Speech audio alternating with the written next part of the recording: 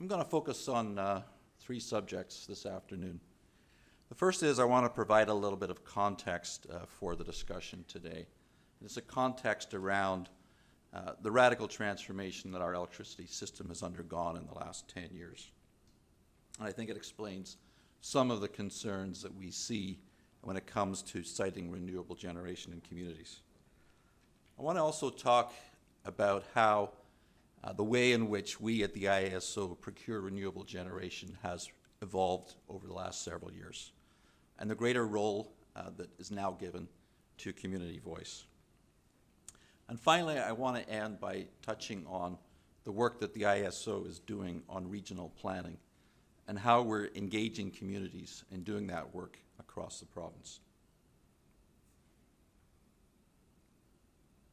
So, Ontario's electricity system truly has gone through a radical and a rapid transformation in the last decade. As you all know, we've retired our coal generation fleet of 6,000 megawatts.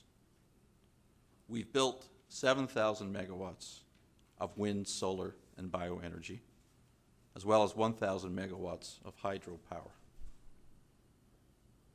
At the same time, we've built out our gas-fired generation, 5,000 megawatts, and we've refurbished 2 of our nuclear units at the Bruce.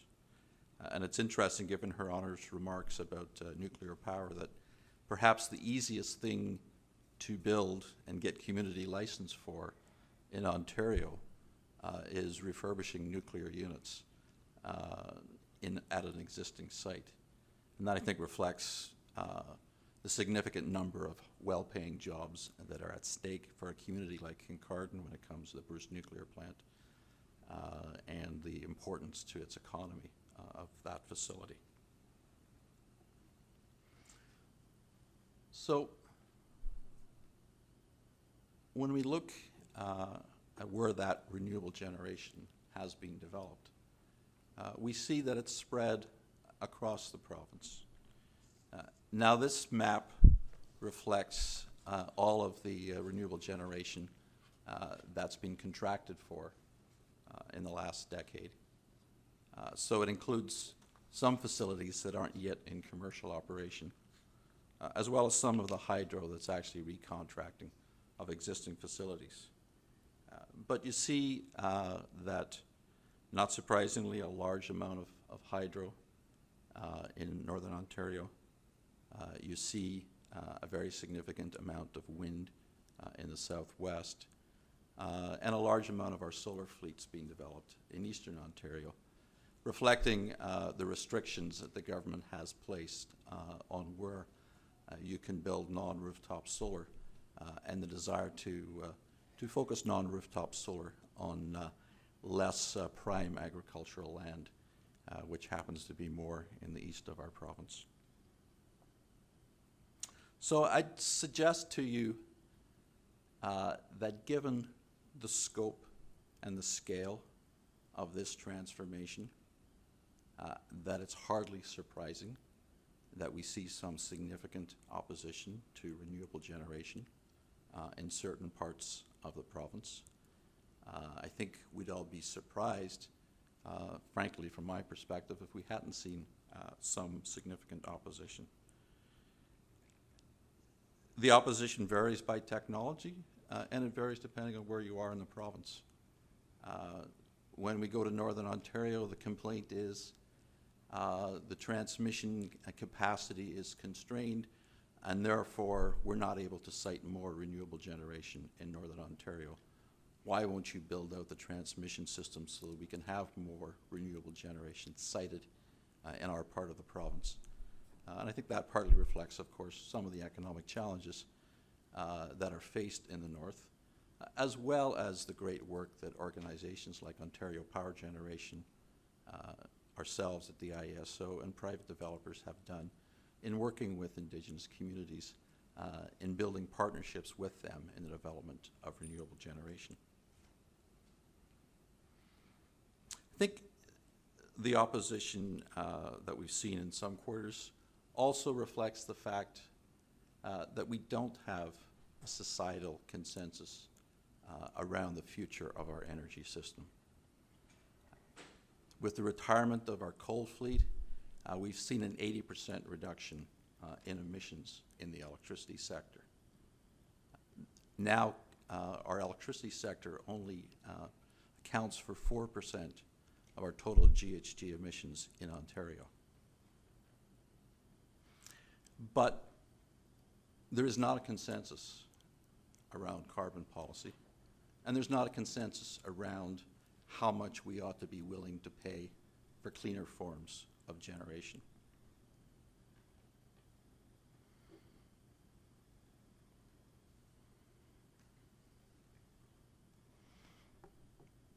As we've, at the ISO, have evolved how we procure renewable generation, we've placed a greater emphasis on community voice. And now with our most recent competitive large renewable procurement, LRP1, that was completed earlier this year, provision is made as a mandatory requirement on proponents that they address community engagement. And as part of the rated criteria in deciding which proponents are successful in having their projects selected, points are awarded for obtaining community support, the support of the municipality or the First Nation on which the project is to be sited, the support of abutting landowners, as well as points being awarded for projects in which there's Aboriginal participation. And we see that coming through in the results of the LRP1, where of the 16 contracts awarded for roughly 450 megawatts of renewable generation, we saw that 80% of those projects had Aboriginal ownership participation in them. 75% had local municipal support, and 60% had the support of 75% or more of the abutting landowners.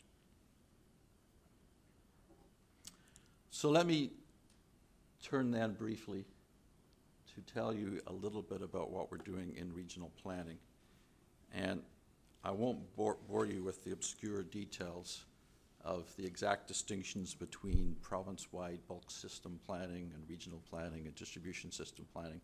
Suffice it to say, though, that when you're doing provincial planning, you're asking some of those important questions, like the future of nuclear power in the province, like the build-out of the electricity equivalent of our 400 series highways, those large 500 kV, 230 kV transmission lines running from the Bruce, running from Northern Ontario, moving towards the major load centers in the province.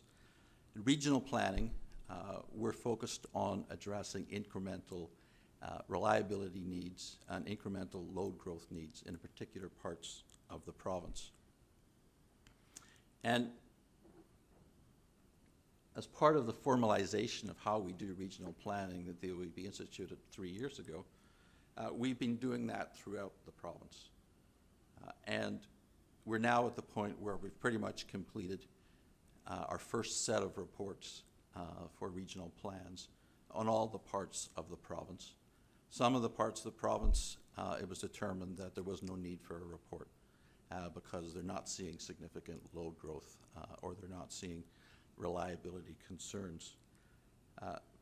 But in particular areas of the province where we're seeing the most need, the most growth, or the most complex problems, such as York Region, Ottawa, or the northwest of the province, we're establishing local advisory committees to engage the communities in talking about the solutions that need to be developed to meet the long-term electricity needs in those communities. You'll see when we look at the northwest, there's a couple of areas where there's two dots together, and those are areas where we've established a standalone First Nation local advisory committees. Now, as well as working with those local advisory committees, we're working very closely with the local distribution companies, the transmitter Hydro One, but also with municipalities. And for a long time, electricity planning was not something that ever crossed the mind of a municipal planner. Mother Ontario Hydro, for pretty much all of the 20th century, took care of electricity planning, and it's not something that a municipal planner ever had to think about or care about, and it's not something they were ever taught in school. From our perspective, it's important that we integrate more thinking about urban planning, thinking about land use planning with electricity planning. The way we look at electricity is also evolving. As we move, technology is changing. We're seeing digression in prices of solar. We're seeing storage technology becoming more price effective over long term. And this opens up opportunities for different solutions to be identified in regional planning. Traditionally, regional planning was about, let's do something to our transmission system to enable us to shift more power to your region from that central electricity system. Today, as we talk with local advisory committees, a lot of them want to hear about other solutions. Solutions about locating renewable generation close to load. Solutions about more incremental conservation in their community. Solutions about more demand response in their community. And that, I think, is going to change the dialogue about siting of renewable generation. We're moving to more of a bottom-up planning, and hopefully more of a discussion where communities themselves are going to have more of a voice in the future of how their electricity needs are going to be met. And in doing that, a greater likelihood that there will be community acceptance of solutions that have been arrived at a local level. So with that, I look forward to the discussion.